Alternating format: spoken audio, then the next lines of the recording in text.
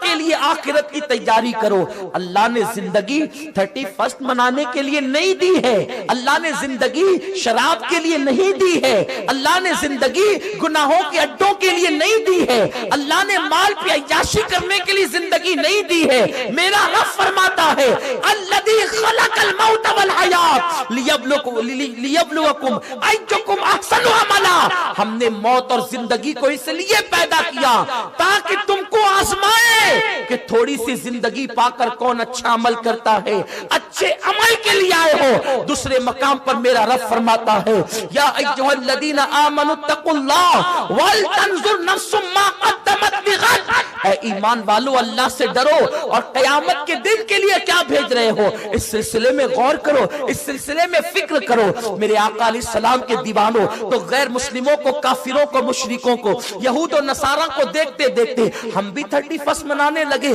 اور وہ رات شراب کی اور زنا کی رات۔ اور اللہ اکبر، میرے آقا فرماتے ہیں زنا وہ قرض ہے، جو زنا کے شوقین ہیں ان کے لیے یہ حدیث میں بطور تحفہ دے رہا ہوں، اور امید ہے کہ وہ قبول کر کے اس کو اپنے دل میں اتاریں گے۔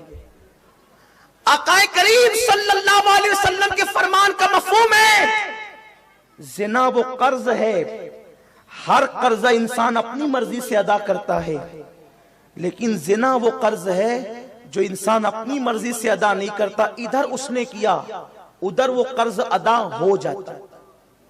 یعنی تم نے کسی کی بہن کے ساتھ زنا کیا، معاف کیجئے گا یہ جملے سننے کی طاقت رکھی حدیث ہے، اگر حدیث نہ ہوتی تو میں کبھی جرأت نہیں کرتا یہ بات کرنے کی۔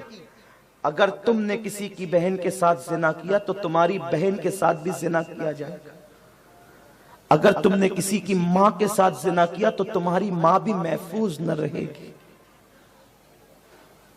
اگر تم نے کسی کی بیٹی پہ بدنظری کی تو تیری بیٹی بھی محفوظ نہ رہے گی۔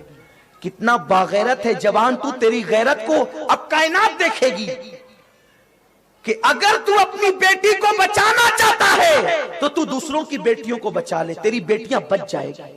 اگر تو کسی کی بہن کو بچانا چاہتا ہے، اگر تو اپنی بہن کو بچانا چاہتا ہے تو دوسرے کی بہن کو بچا لے، تیری بہن بچ جائے گی۔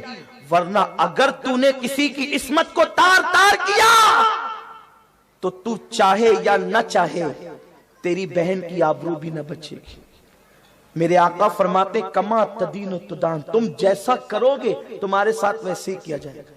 ایک عالم نے ایک بادشاہ کو یہ حدیث پڑھ کر سنائی، کما تدین و تدان، تم جیسے کرو گے تمہارے ساتھ ویسے ہی کیا جائے گا۔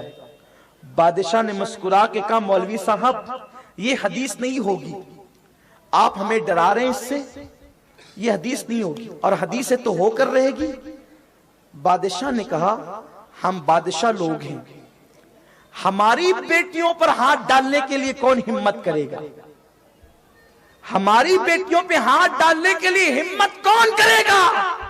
اس عالم نے ہاتھ اٹھا دیے، اللہ یہ حدیث ہے میں نے پڑھی ہے کتاب میں، اب اس حدیث کی صداقت کو تو اس بادشاہ پہ ظاہر کر دے۔ ابھی یہ باتیں ہو ہی رہی تھی کہ بادشاہ کی بیٹی جو شہزادی تھی وہ روتے ہوئے کمرے میں آئی، محل میں آئی۔ بادشاہ کھڑا ہو گیا، کیا ہوا؟ کہا ابا جان میں بازار سے گزر رہی تھی، کسی ایک لڑکے نے مجھے پکڑا اور میرے گالوں پر اس نے اپنے گال رکھ دیے۔ بادشاہ کی آنکھ میں آنسو آ گئے، کہا بیٹی جا۔ جب وہ چلی گئی تو بادشاہ نے اس عالم سے کہا کہ میں تصدیق کرتا ہوں کہ یہ حضور کی حدیث ہے۔ کہا کیوں؟ تھوڑی دیر تو پہلے تم بڑی باتیں کر رہے تھے۔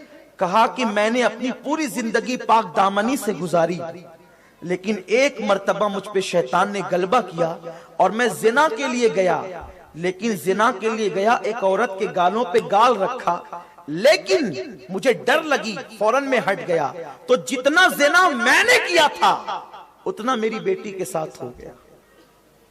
یہاں پر ایک عبرت کی بات بتاؤں، جو زنا نہیں کرتے ان کی بیٹیوں کی آبرو اللہ بچاتا ہے۔